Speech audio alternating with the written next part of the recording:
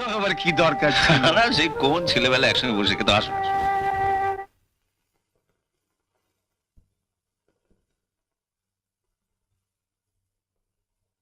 মাঝে সব পেটিগুলি তো আমায় দিয়ে দিলে। আমি তো এখন পেটিগুলো আপনার পাতে তুলে দিচ্ছি, যখন গাদার মাছ খাওয়া আমি শিখে ফেলেছি। কিন্তু মাস্টারমশাই, আপনি যখন আপনার পাত থেকে আমার পাতে পেটিগুলো তুলে দিতেন, তখন কিন্তু পেটি ছাড়া আপনি খেতেই পারতেন না। আরে খাবো খাবো, বাবলু বড় হয়ে যখন চাকরি করবে তখন দেখো রোজ এই সাইজের পেটির মাছ আনবে। আনবি না? কি হলো মাস্টারমশাই, খাওয়া?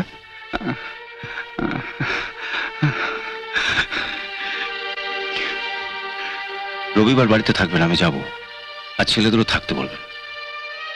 তুমি তুমি সত্যি আমাদের বাড়িতে যাবে তো বাবা? আপনি তো বললেন মিনতির পাত্র দেখে দিতে, তো ওকে একবার চোখে না দেখলে কেমন করে বুঝবো কেমন পাত্রের সঙ্গে ওর ঠিক মানাবে? মানাক না মানাক আমাদের জন্য পাত্র হলেই হলো, কি বলো? ওর কপালে যা লেখা আছে তাই নয় হবে। তুমি সেদিন ছেলেদের বলো তো, ওরা যদি সেদিন বাড়ি থাকে। হ্যাঁ, তা নয় বলবো, কিন্তু ওদিন মিনু যে বাবুর সামনে এসে দাঁড়াবে, ওর কাছে পরার মতন একটা ভালো শাড়িও তো নেই। তা বাড়িতে তিনটে বউ রয়েছে, কারোর কাছ থেকে আরেকজনের জন্য একটা শাড়ি নিলেই হবে। বলছো তো, কিন্তু ওরা কি দেবে?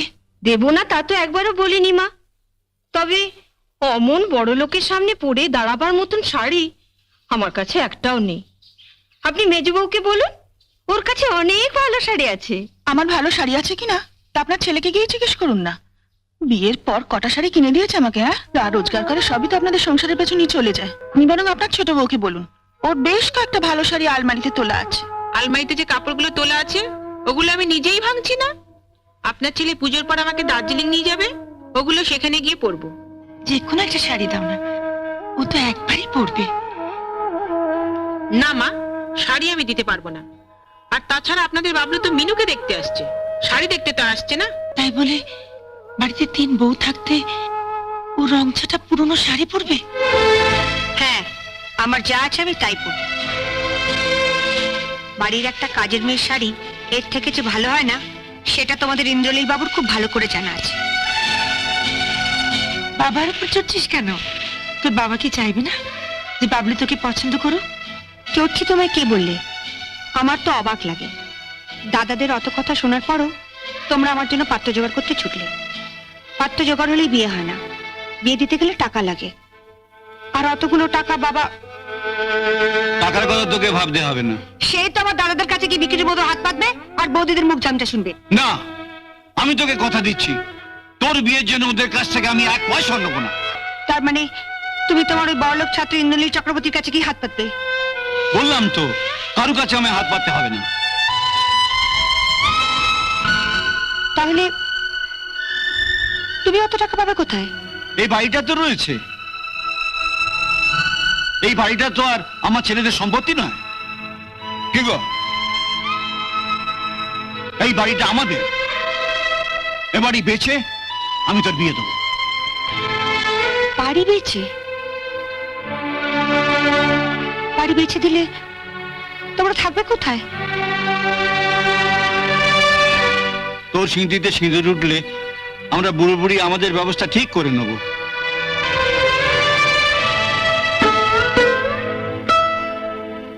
আমার না হয় টাকার অভাব আছে, কিন্তু গায়ে ছাত্রের তো অভাব নেই মা। আর আমি তো ছাত্র পড়ানো এখনো ভুলিনি।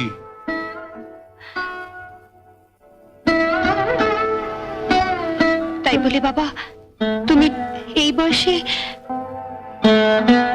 ইয়া, বাবলুর আসার সময় হয়ে গেল, তুই তো নিজের ঘরে গিয়ে চুলটুলগুলো একটু সুন্দর করে আঁচড়ে নে। হ্যাঁ, আর তোর মনের মতো আচ্ছা বেশ, তোর যদি এই শাড়ির পছন্দ হয় এটাই পরে আয়।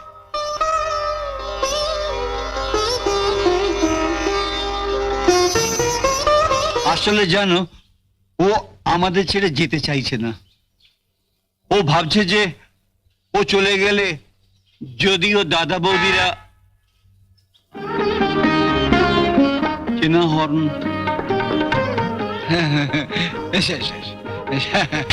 থাক থাক থাক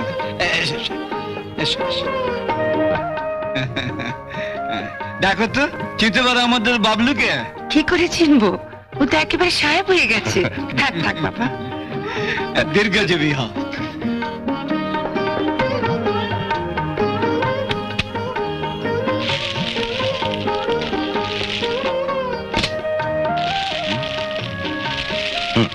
মাসুম এটা আপনার। মাসুম সাহেব এটা আপনি পড়বেন। হ্যাঁ এসবের কি দরকার ছিল বাবা? মুখে যাই বলো, মনটা কেমন খুশিতে ভরে উঠেছে বলো। তোমার নিজের ছেলেরা কি কোনোদিন? মাসুম মেনু কোথায়? ঘরে আছে বাবা। আচ্ছা, ওকে এটা দেবেন। হ্যাঁ, না না না, দিয়ে এসো দিয়ে এসো। তুমি বসো বাবা, আমি এক্ষুনি ওকে নিয়ে আসছি। দেখি দেখি দেখি দেখি দেখি দেখি দেখি দেখি কি মুগাসিল? মুস্তাক সিল। রংটা কেমন মেরমেরে। দাঁড়া দাঁড়া, আমি দেখি আমি দেখি। আরে ছাড়, দাঁড়া পরে দেখবে। দাও, ভিতরে বাবলু বসে আছে। এটা গিয়ে মিনুকে দিয়ে আসি। এটা পরেই মিনু আসবে। এটা পড়বো কেন? আগেই তো বলেছি আমার যা আছে আমি তাই পড়বো। বাবলু নিজের হাতে করে তোর জন্য শাড়িটা নিয়ে এলো। নিয়ে এলো বলে ওটা আনার সঙ্গে সঙ্গে আমার পড়ে যেতে হবে। শাড়িটা না নিয়ে এসে যদি বাগবাজারের রসগোল্লা নিয়ে আসতো, তাহলে ওই হাড়িখানা ওনার সামনে ধরে গপাগপ খেতে হতো, তাই তো? ঠিক আছে, তুই যা ভালো বুঝিস তাই করিস। তুই তো কোনোদিনও আমাদের কথা শুনিস না, নিজের মন চাচায় তাই করিস। আমি যাই, এতক্ষণে বোধহয় তোর দাদা বৌদিরাও ঘরে ঢুকেছে। অনেক বছর হলো এখান থেকে চলে গেছি। আপনাদের বোধহয় ঠিক আমাকে তেমন মনে নেই। ঠিক মনে নেই তা নয়, তবে আমার কিন্তু আপনাদের ঠিক মনে আছে। আপনারা তিন ভাই মিলে মাঝে মাঝে আমাকে এমন পেটাতেন না? বাবলু, এই আমাদের মিনু।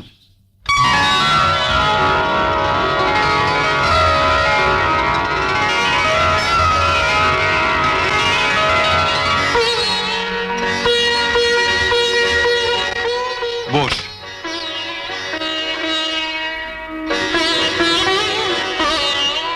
যে শাড়িটা তোমার জন্য নিয়ে এলাম সেটা পরে এলে না কেন? এমনি আমি এত করে বললাম, তবু এত চেয়ে দেবে না। শাড়িটা বুঝি তোমার পছন্দ হয়নি? পাগল, অত দামি শাড়ি আমার পছন্দ হয়নি বললে তো গা শুদ্ধ লোক আসবে। তবে পরলে না কেন? আর তাছাড়া সত্যি কথা বলতে কি, আমি গরিব স্কুল মাস্টারের মেয়ে। অত দামি শাড়ি পরার অভ্যেসও আমার নেই। আপনি আমার জন্য পাত্র খুঁজে দেবেন বলে দয়া করে আমায় দেখতে এসেছেন। আমি ঠিক যা তাই দেখে গেলে আপনার বোধহয় পাত্র খুঁজতে সুবিধা হয়, তাই না? কবে আপনি আমাকে দেখবার জন্য পাত্রকে নিয়ে আসবেন সেটা নিশ্চয়ই আগে থেকে বাবাকে জানাবেন। আমি আপনাকে কথা দিচ্ছি, তার আগে আমি এই শাড়ি পরাটা অভ্যেস করে ফেলবো। আর পাত্র এলে আমি এই শাড়িটা পরে দাঁড়িয়ে বলবো শাড়িটা আপনি আমায় দিয়েছেন। তাহলে তো আর আপনার আফসোস করার কিছু নেই, ঠিক না? বাহ, খুব সুন্দর কথা বলো তো তুমি। সুন্দর অসুন্দর জানি না, যা মনে আসে তাই বলি। যেমন আপনাকেও আমি বলে রাখি, যেদিন পাত্রপক্ষকে নিয়ে আমায় দেখতে আসবেন সেদিন কিন্তু আমি ওদের সামনে পেছন ঘুরে দেখাতে পারবো না আমার চুল কতখানি লম্বা, কিংবা নিজের চুল টেনেও দেখতে দেবো না পর চুলে পড়ে আছে কিনা। আপনার পাত্রপক্ষ যদি বলে মা একটু চলে দেখাও দেখি, আমি কিন্তু সোজা হেঁটে ঘরের বাইরে চলে যাব। আর আমি খোড়া না ল্যাংড়া তা বোঝাবার জন্য একবার সামনের দিকে আর একবার পেছন দিকে হেঁটে চলে দেখাতে পারবো না। যা দেখবার বুঝবার আপনি দেখে বুঝে নিন।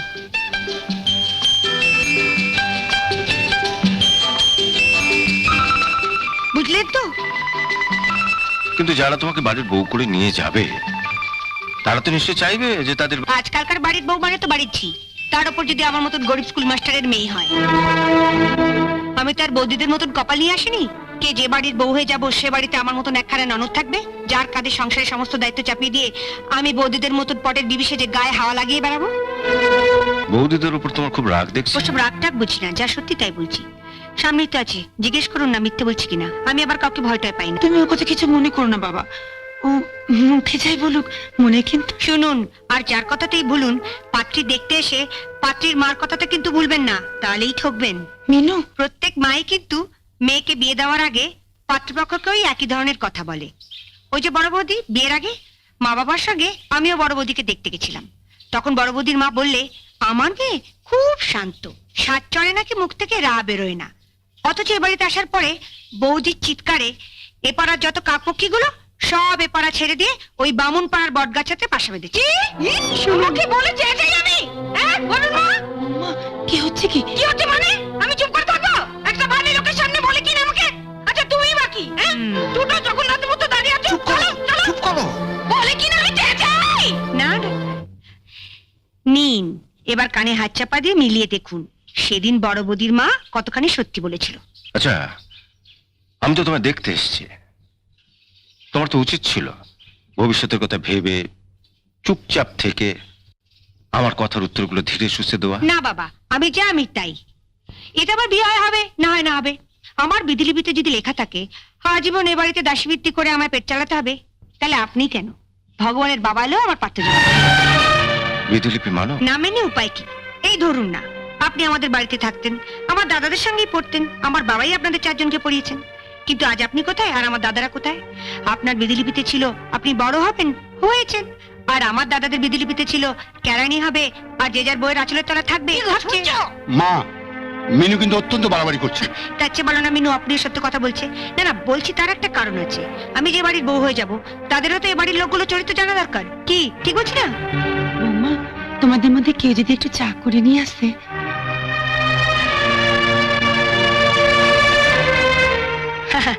কাদের কি বলছো মা? এ বাড়িতে আসার পরেই তো বৌদিরা ভুলে গেছে ককাপ চায় ক চামচ চিনি দিতে হবে। তাই আমিই যাচ্ছি। মিনুর কথাবার্তা শুনে ওকে তুমি ভুল বোঝো না বাবলু। আমি না হয় ভুল বুঝলাম না মাস্টারমশাই, কিন্তু ও যেরকম মেয়ে, ওর উপযুক্ত পাত্র কোথায় পাই বলুন তো? হ্যাঁ শুনুন মা শুনুন, আমরা না হয় পরের বাড়ির মেয়ে, বিয়ে হয়ে এ বাড়িতে এসছি বলে আপনার মেয়েকে না হয় সহ্য করতে পারি না, কিন্তু উনি তো। আমি তো সেদিন মিটিং এ বলেই ছিলাম, বিয়ের জন্য টাকা টাকা করছেন, আগে খুঁজে দেখুন পাত্র পান কিনা। আমরা ওকে কত ভালোবাসি, আর ও কি না আমাদের নামে ঝাঁটা বলে গেল। হ্যাঁ সত্যিই তো, জেনে শুনে তো আর ওকে পরের বাড়ি বউ করে পাঠানো যায় না। বলে কিনা আমরা বউয়ের আঁচলের তলায় থাকি। উনি তোমার ছাত্র ছিলেন ঠিকই বাবা, কিন্তু ওনারও তো একটা মান সম্মান আছে। তোমার মেয়ের পাত্র খুঁজতে গিয়ে উনি তার মান সম্মান খাওয়াবেন না?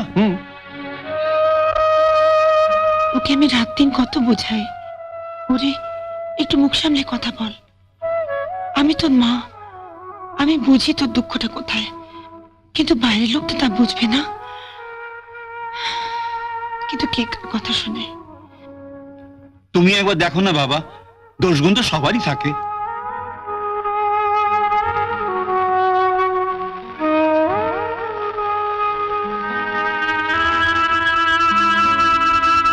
না মাস্টারমশাই, আমার চেনাশোনা তেমন কেউ নেই যাদের বাড়িতে ভরসা করে ওকে বউ করে পাঠানো যায়।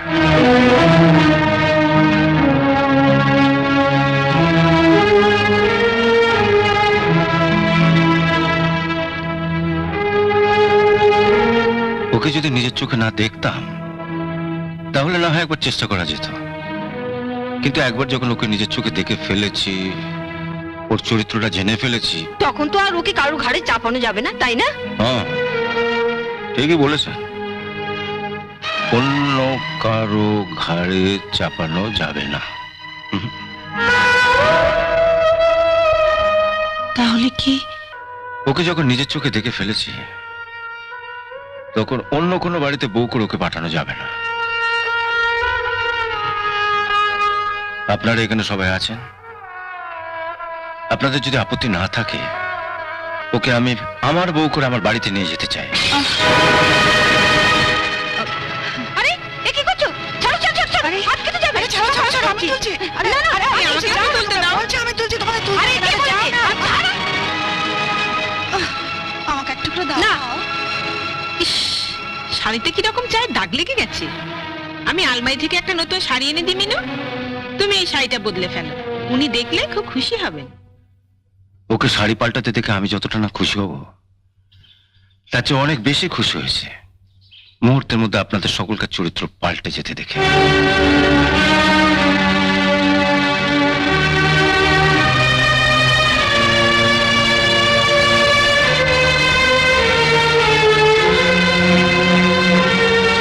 তুমি ঠিক বলছো তো বাবা, আমার জন্য কেমন বিশ্বাস হচ্ছে না। আমারও বিশ্বাস হচ্ছে না, একটা সাধারণ গ্রাম্য মেয়ের মধ্যে এমন অসাধারণত্ব কেমন করে লুকিয়ে থাকে। আপনি আমাকে একটা পাথর দেখাবেন বলে এনেছেন,